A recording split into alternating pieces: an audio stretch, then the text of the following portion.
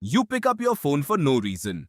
You didn't hear it buzz, you didn't see a notification, you just felt a pull, and your thumb was moving before your brain caught up. You tell yourself it's a bad habit. It's something worse than that. It's something older than that. The real reason you can't stop checking your phone has almost nothing to do with the phone. Your hand is not addicted to glass and aluminum. Your hand is obeying a system that is 300,000 years old. That system was built for a world with no roads, no walls, and no warning before something could kill you. It was built to scan, constantly, relentlessly, and it never got the memo that the danger went away.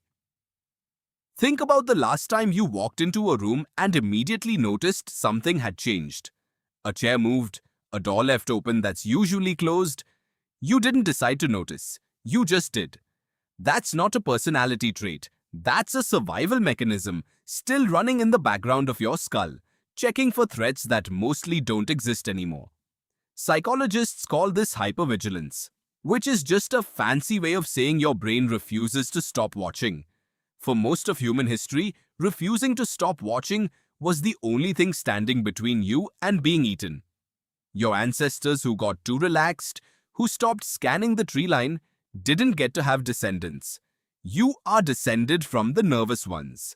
The ones who checked, again and again and again. Here's where it gets strange. Your phone didn't create that checking behavior. It found it already installed, fully formed, sitting in your nervous system, and it simply gave it a new target. In the 1950s, a psychologist named B.F. Skinner ran an experiment that decades later would accidentally explain why you can't put your phone down. He put pigeons in a box with a lever. Press the lever, sometimes get food. Not always, sometimes. The pigeons that got food every single time eventually got bored and stopped pressing. The pigeons that got food unpredictably never stopped. They pressed the lever obsessively, long after the food stopped coming at all. That's not a pigeon problem. That's a brain problem. Any brain. Unpredictable reward is more addictive than guaranteed reward. Your ancestors lived inside an unpredictable reward system every single day. Sometimes the watering hole had food nearby. Sometimes it didn't. Sometimes the rustling in the grass was the wind. Sometimes it wasn't. The not knowing is what kept the checking behavior alive for thousands of generations. Now look at your phone. Every time you unlock it, you don't know what you'll find. Maybe nothing. Maybe a message that changes your whole day. You are the pigeon.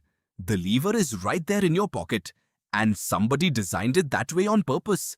But before you blame Silicon Valley entirely, you have to go back further. Much further. Because the checking instinct didn't start with notifications. It started with something far more basic.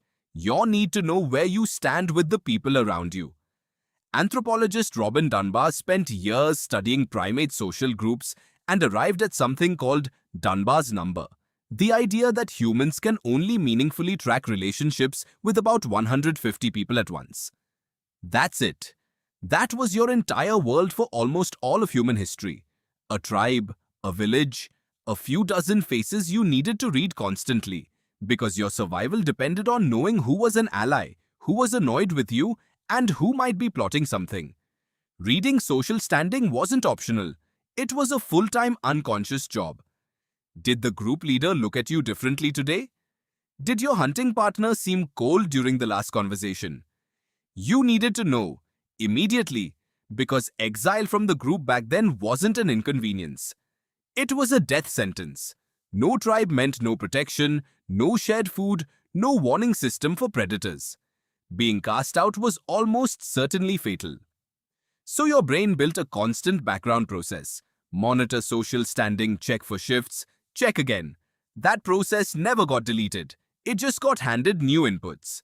Now, instead of reading faces around a fire, you're reading read receipts. Instead of noticing a friend's tone shift in conversation, you're noticing they left you on red. Same ancient circuitry, completely different battlefield. There's a term for the specific flavor of dread you feel when you see a typing bubble appear, then disappear, then appear again. Researchers studying digital communication have noted that ambiguous social signals create more anxiety than clear rejection. A flat no resolves the uncertainty. Silence doesn't.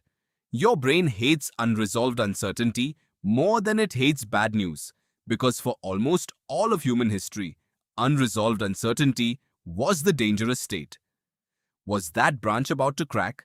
Was that animal sleeping or stalking? Not knowing was the threat itself. Here's the part that should genuinely unsettle you.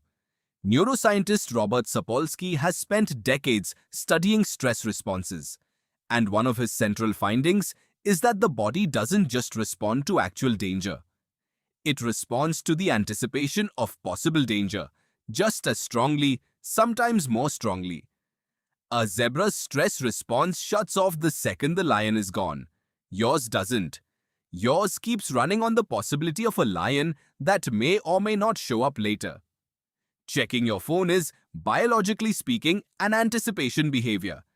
You're not checking because something happened. You're checking because something might. This is why putting your phone in another room doesn't just remove a distraction. It removes a source of constant low-grade threat scanning, and your nervous system, for maybe the first time all day, gets to power that subroutine down. Now here's the twist nobody tells you. This checking instinct isn't a flaw in your design. It's the exact feature that let your species survive everything that should have killed it off. The same vigilance that makes you check your phone 40 times a day kept your ancestors alive through predators, famine, and rival tribes.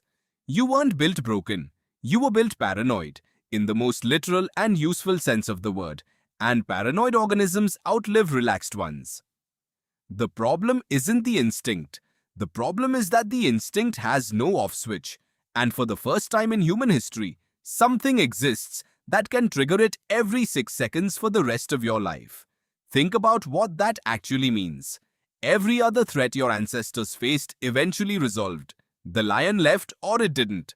The storm passed or it didn't. There was an ending. Your phone has no ending. There is always one more thing that might be there. One more possible message. One more possible update. One more possible piece of news that changes everything.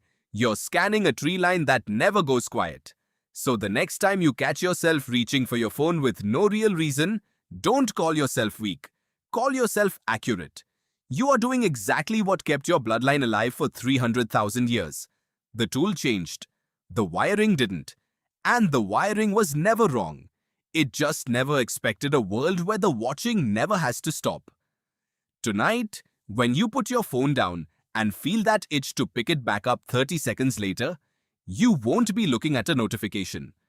You'll be looking at the exact same tree line your ancestors scanned every single night of their lives, just rendered now in pixels instead of firelight.